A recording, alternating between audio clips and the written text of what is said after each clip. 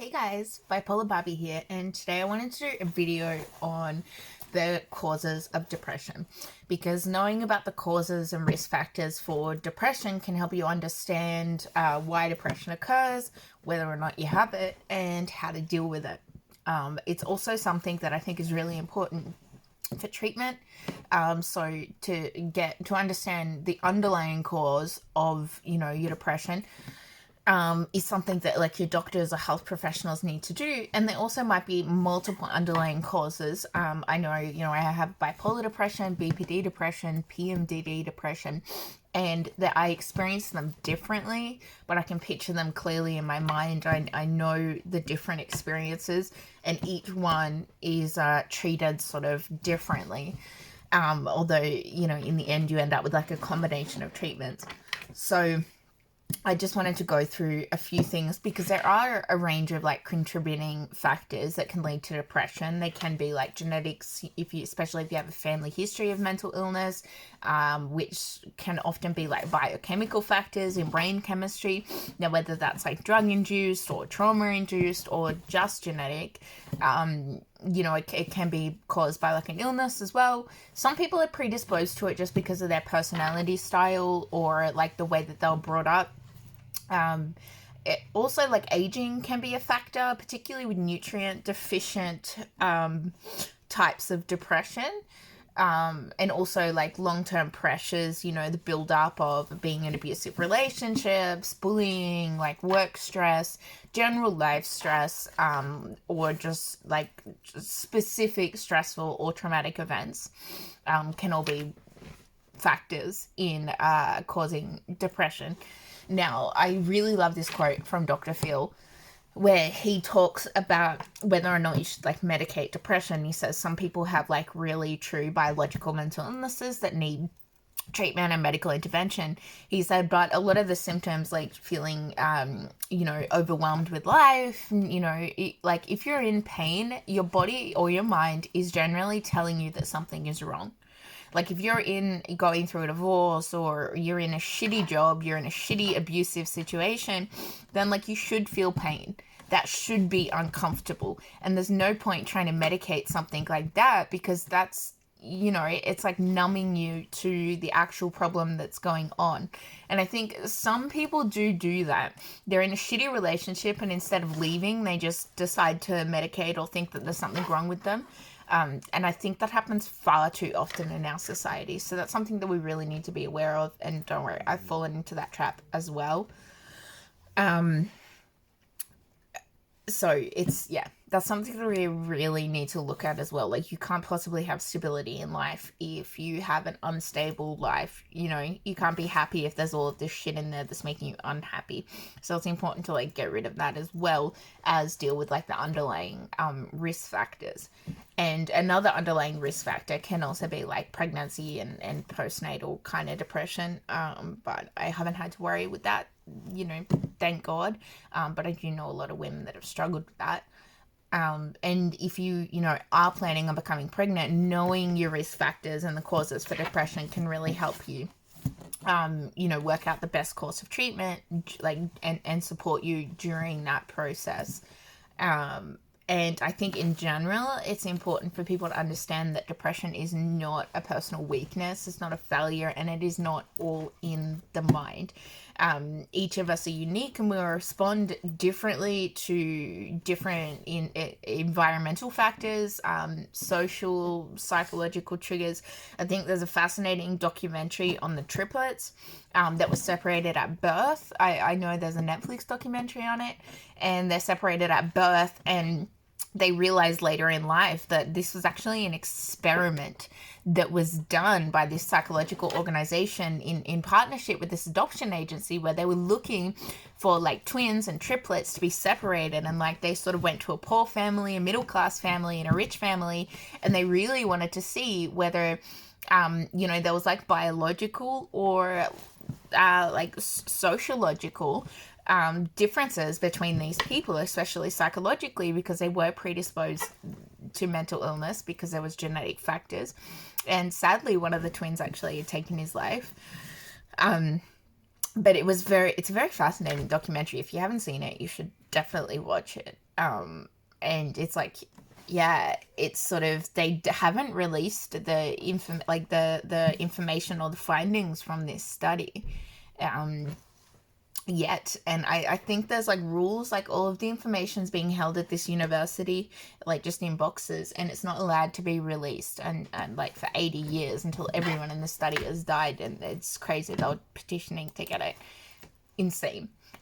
So, you know, there were genetic factors, but at the same time, it shows that situation plays a huge role in it. So even though it can be, depression specifically can be caused by certain life experiences and personality traits, research has shown that the risk of developing depression, like the risk factor, is particularly determined by genetics. So researchers, studying the twins have confirmed that depression can be inherited. The findings do suggest, I know they noted in this documentary, that about 30% of predisposition for developing clinical depression is due to genetics. But the main 70% is due to other contributing factors. So they're working at the moment on identifying genes that predispose a person to certain types of depression, and that's a big area of research. Like, I participated in a study where I gave like my DNA and my spit to a national like bipolar study, genetic study that they were doing, and I had to answer this big questionnaire and go through psychological testing, and then they did like the genetic testing as well. I'm not going to find out the results, but it was just done as like a mass study to try and understand what, you know, triggers, causes, you know, bipolar disorder. I know some places do have like tests that you can do, especially to find the right medication, but at the same time, they're not widely adopted. That's not available in Australia, although it is available, I think, in America and some other countries. That test like brain chemistry to determine like biological factors, and particularly with treatment. But they are doing a lot of research into what happens with the brain that causes clinical depression. And they do know that it has a lot to do with the neurotransmitter function. When that is disrupted, the way that the neurotransmitters connect with each other, or the levels of neurotransmitters are altered in some way, then that has a huge effect on your mental health. Now, quickly, what is a neurotransmitter? A neurotransmitter are basically chemicals that carry signals from one part of the brain to the next. And there are many different types of neurotransmitters, for example, like acetylcholine, serotonin, dopamine, GABA. You know, there's a lot. Oxytocin is another one. And they all sort of serve different purposes. So there's also noradrenaline, I think, is another one that particularly affects like a person's brain function. So in normal brain function, the neurotransmitters jump from one nerve cell to the next, and like with the signal being like strong in like where it is received as it is sent. But in people who are depressed, the neurotransmitter mood regulating ones, they don't function normally. So the signal is either depleted or disrupted before passing to the next nerve cell. So the communication in your brain just isn't working properly. So it can either be slowed or too quick, or it can just be like all fuzzy and just kind of get these like little brain farts, I call them. So, yeah, in all types of depression, I guess, it's likely that the transmission of serotonin is reduced or disrupted. And they think that, I mean, there's so many in there, they don't really know what they all do. But serotonin is particularly talked about in terms of depression, and that's also linked with sleep. Serotonin is like the sleep hormone as well as the happy hormone. And a lot of the antidepressants, SSRIs, SNRIs, the serotonin reuptake inhibitors, and I forget what the N in the other ones stand for, but they deal with serotonin. One of them gives you serotonin, and the other one stops serotonin being depleted, so it keeps it in the brain. And in people with more severe depression, other neurotransmitter pathways, such as those of noradrenaline, dopamine, they're also likely to be functioning abnormally. So if you look at someone's brain scan, you can tell that as well. And there are lots of different supplements that you can take. I've done, different supplements. The Edge Effect, I've got the book here somewhere. The Edge Effect is a great book. A really incredible book. My bookcase has been like, I've put shit in and out everywhere, so I can't find where it is. Running on Empty is another great book. The Edge Effect by Dr. Eric Braverman is a great book that talks about the 4 main neurotransmitters in the brain. I'm going to do a review video on this book, but it is absolutely fascinating. The Edge Effect, great book, can help you balance your brain chemistry with like nutrition and these neurotransmitters that are linked to certain nutrients as well. So that's super, super important. But there are like lots of other things outside of just the neurotransmitters. Like I always look at mental health and mental illness as like different things, because everyone has some physical health concerns in their life. Everyone has mental health concerns, but not everyone will necessarily have a mental illness, or if you do, you'll have like the flu or a cold or something like that. Not everyone's going to get like diabetes, but people who do deal with like chronic illnesses, physical illnesses, can develop mental illnesses as a result, like the effects of chronic pain, being stuck at home in bed, like not being able to do the things that we enjoy long term can contribute to depression as well. And also, there's like I don't know what is with my words today. My brain is not functioning. I've got some brain fog and I've just caffeinated to do these videos. But degenerative,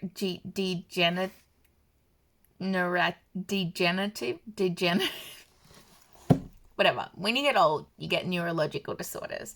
You can, like Alzheimer's and that sort of thing. So they can cause forms of depression, even things like cardiovascular disease, epilepsy, brain tumors, metabolic conditions such as B12 and folate deficiencies. I have a B12 deficiency. My body just can't absorb it.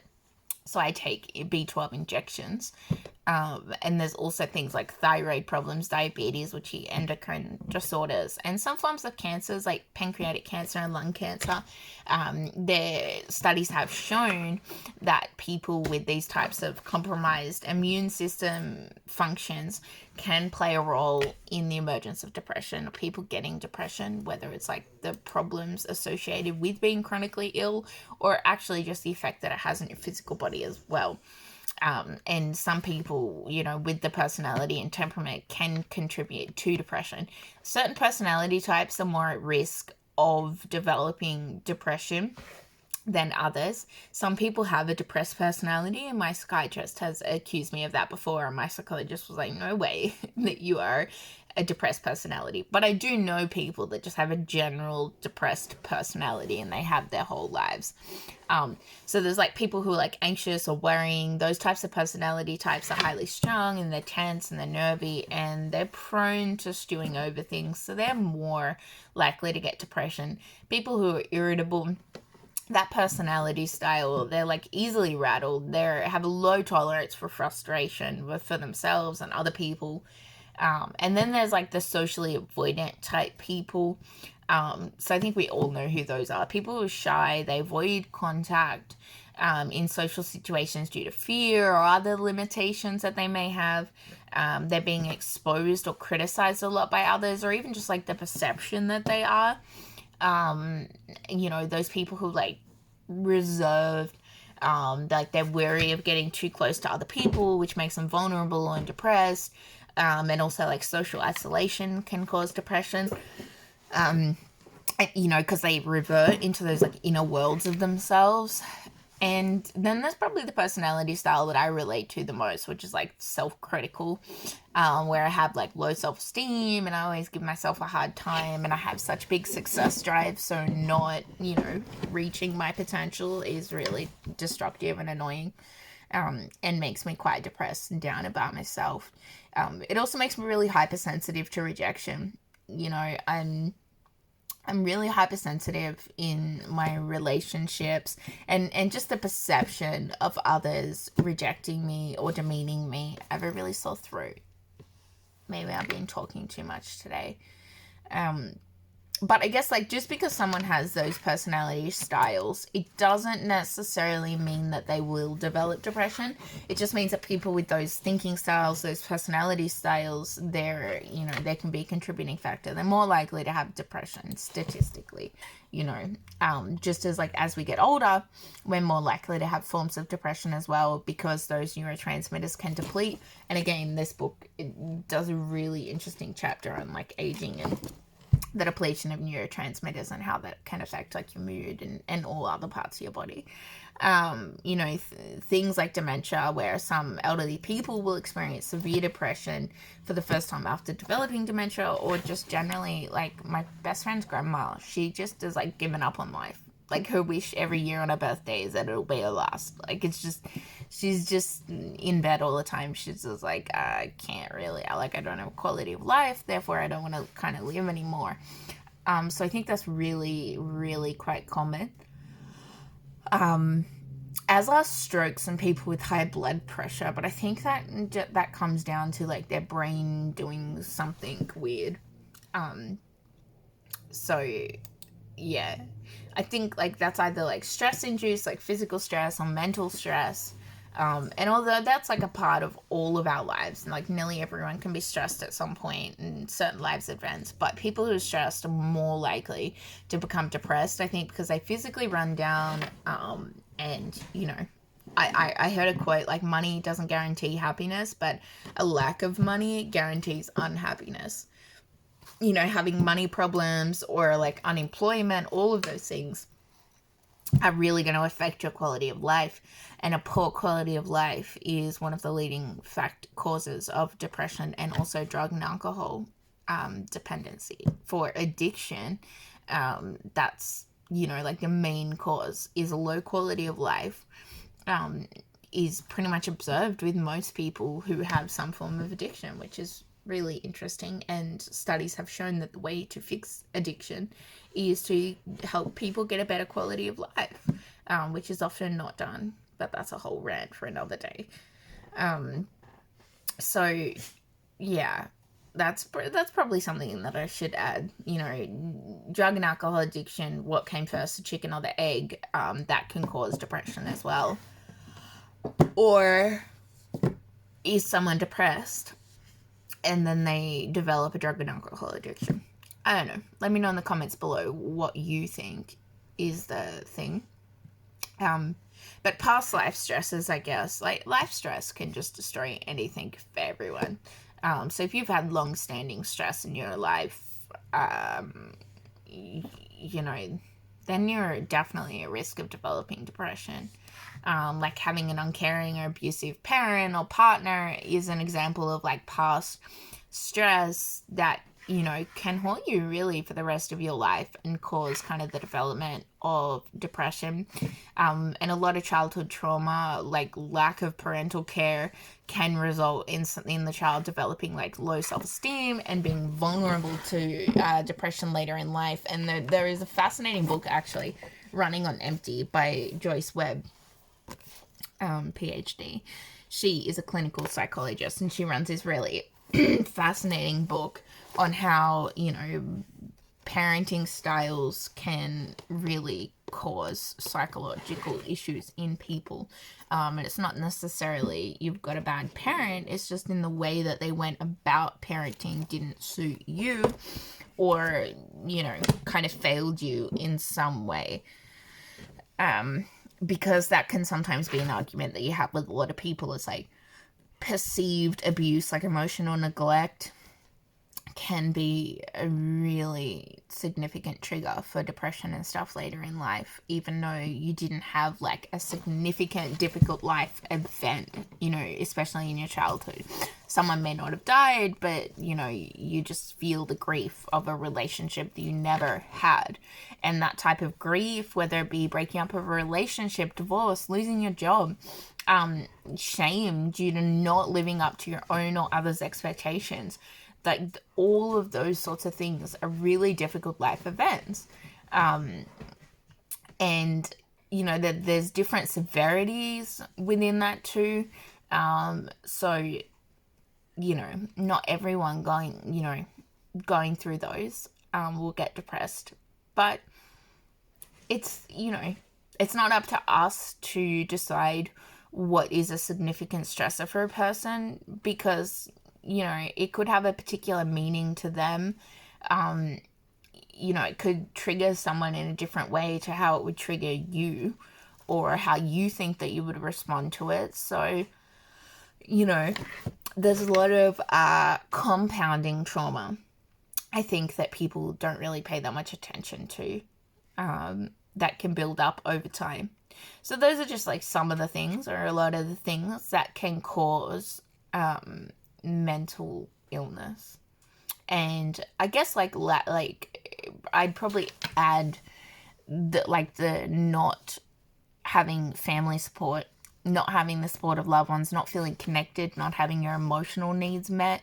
If you look at Maslow's hierarchy of needs, emotional and psychological needs are super important. Like if we don't feel loved, we don't feel connected, all of those things are basically guaranteed to make you feel depressed and not okay, like something is missing. And they're all going to be massive risk factors. So it's important to like keep yourself healthy, keep your mind healthy, you know, make sure that you're living a healthy life, and you know, you're asking for what you need, you're going out and getting what you need, whether that be like physical nutrition, your psychological needs, your emotional needs, like, you know, they're all important. So yeah, I hope you guys like this video. Please subscribe to my channel. Leave comments below if you have any questions or any ideas on what I should do for my next video. And I will talk to you soon.